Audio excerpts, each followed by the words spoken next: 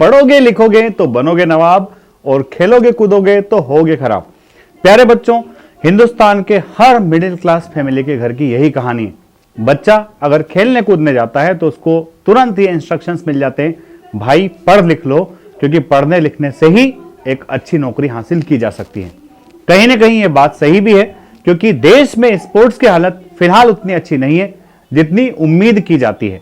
तो dear students, आज के वीडियो में हमारा टॉपिक जो है वो यही है कि इंडिया में स्पोर्ट्स की कंडीशन को किस तरह से बेहतर किया जा सकता है, और उसके साथ ही साथ हमारे पास 3 लीड्स भी हैं, उन लीड्स पे हम लोग चर्चा करेंगे। तो आइए देखते हैं सबसे पहले आज का topic, better standard of sports in India can be insured by number 1 incentive, number 2 talent and number 3 facilities.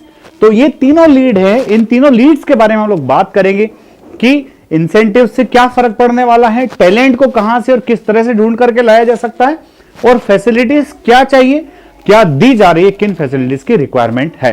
तो आइए स्टार्ट करते हैं सबसे पहले इंट्रोडक्शन के साथ।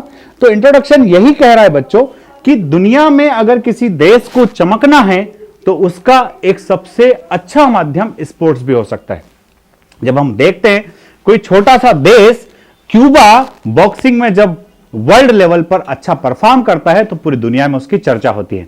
अगर हम बात करें फुटबॉल में अर्जेंटीना की, तो बाकी चीजों में उसका नाम आए या ना आए, पर जब फुटबॉल की बात करते हैं तो डेफिनेटली अर्जेंटीना की बात वहां पर होती है। और इसी तरह से थोड़े समय पहले तक क्रिकेट में श्रीलंका का भी खूब नाम लिया जाता था। तो स्पोर्ट्स एक ऐसी चीज है जिसके माध्यम से हम अपने कंट्री को विश्व पटल पर बहुत आसानी से ला सकते हैं। तो यही इसके अंदर जो है समझाया गया है इंट्रोडक्शन में।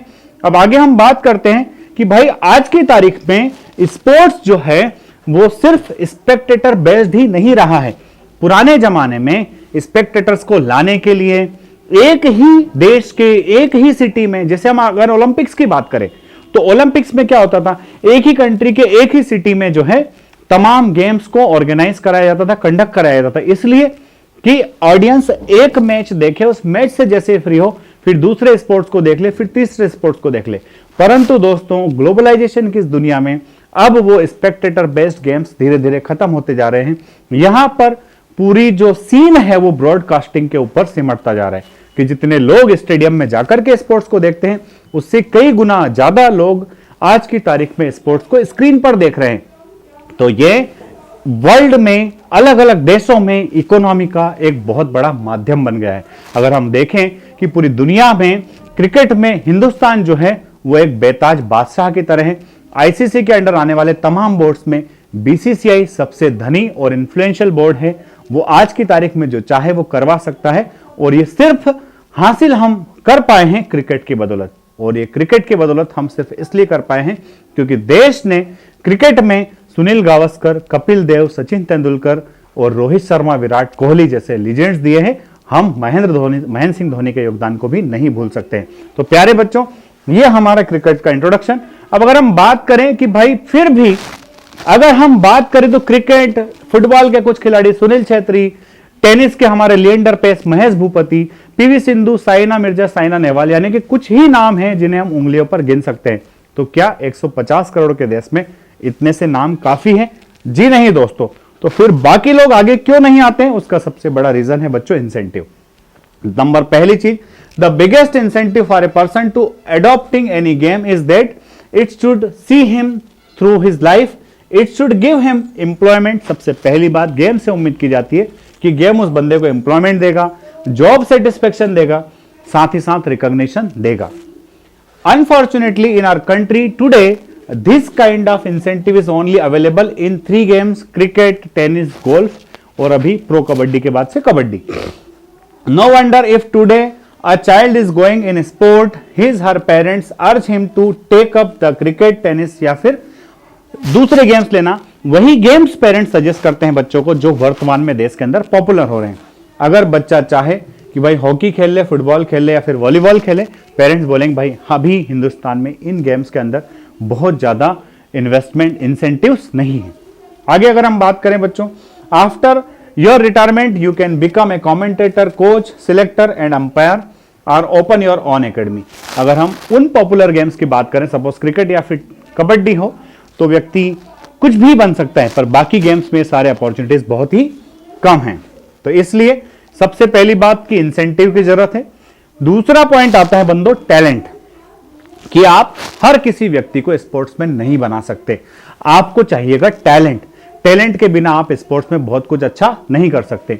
तो टैलेंट को ढूंढने के लिए, टैलेंट को सर्च करने के लिए देश में खेलो इंडिया स्कीम, यूनिवर्सिटी गेम्स और डिफरेंट लेवल पर अलग अलग योजनाएं चलाई जा रही है। और उसी का नतीजा है कि इस बार हमने ओलंपिक गेम्स में और एशियन गेम्स में अभी तक का सर्वश्रेष्ठ परफॉर्म किया है। यहां तक कि हमारी हॉकी टीम ने भी ओलंपिक के अंदर धूम मचा दी है। तो टैलेंट को सर्च करना, इस टैलेंट को सर्च करने के लिए हमें स्कूल्स की मदद लेना पड़ेगी। स्कूल से ही वो हमारा बैकबोन तैयार होगा जो आगे चल करके हमें टैलेंटेड प्लेयर्स को सप्लाई कर पाएगा। टैलेंटेड प्लेयर्स की हमारे पास हमेशा एक बेंच स्ट्रेंथ को मेंटेन कर के रख पाएगा। और नेक्स्ट है बच्चों फैसिलिटीज, कि अगर आप देखें कि कोई भी खिलाड़ी किसी गेम में लंबे टाइम तक तभी बना रह सकता है जबकि उसको फैसिलिटीज मिलती रहे। प्यारे बच्चों, जैसे हमने देखा कि नीरज चोपड़ा के केस में जो जेवलिन थ्रो की वो प्रैक्टिस कर रहे थे तो विदेश में जाकर उसकी प्रैक्टिस कर रहे थे। इवन उनका जेवलिन भी विदेश से मंगाया गया था जिसकी कीमत करोड़ों रुपए थी। ये बिना गवर्नमेंट के सपोर्ट के पॉसिबल नहीं हो सकता था। अगर हम वर्ल्ड क्लास इंफ्रास्ट्रक्चर डेवलप नहीं करेंगे, जिस तरह से आज देश में क्रिकेट के वेल डेवलप्ड स्टेडियम्स हैं, हिंदुस्तान अकेला काफी है वर्ल्ड कप को ऑर्गेनाइज कराने में, इस बार हमने कराया भी है। तो इसी तरह से जिस तरह से हमने क्रिकेट का इंफ्रास्ट्रक्चर डेवलप किया है, उसी तरह से अदर गेम्स के इंफ्रास्ट्रक्चर को भी हमें डेवलप करना पड़ेगा। एंड डेफिनेटली इंडिया जो है ओलंपिक गेम्स को होस्ट करने के लिए अपनी बिड लगाया है, और ये इसीलिए लगाया है ताकि अगर ओलंपिक गेम्स इंडिया में होस्ट होंगे, डिफरेंट गेम्स के प्रति लोगों में रुझान जागेगा। लोग और उनके बच्चे जब उन डिफरेंट गेम्स के अंदर पार्टिसिपेट करेंगे तो डेफिनेटली हिंदुस्तान गेम्स में भी एक दिन बुलंदियों पर होगा। तो लास्ट बट नॉट लीस्ट, खिलाड़ियों को फैसिलिटीज दीजिए।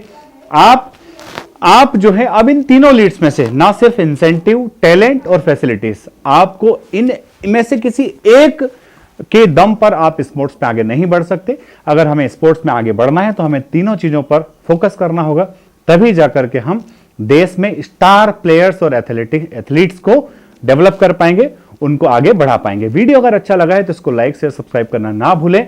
जय हिंद, जय भारत, इंकलाब जिंदाबाद, भारत माता की जय।